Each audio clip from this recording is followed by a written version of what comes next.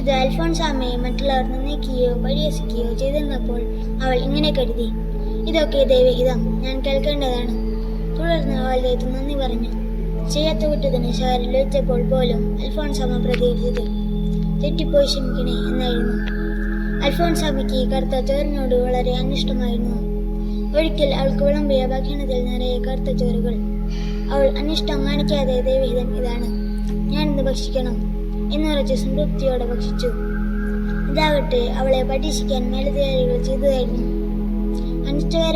അനിഷ്ടകരമായവ ദൈവഹിതമായി സ്വീകരിക്കാൻ പരിശീലിക്കുക എന്നത് ബലിയാത്മാക്കൾ പരിശീലിച്ചെടുക്കേണ്ട ആത്മീയസാധനയാണ് എന്ന് അൽഫോൻസാമ്മ നമുക്ക് പറഞ്ഞു തരുന്നു. ജീവിതത്തിൽ ഉണ്ടാകുന്നതല്ല ദൈവത്തിന്റെ ഹിതമാണെന്ന് കരുതി സ്വീകരിക്കുക.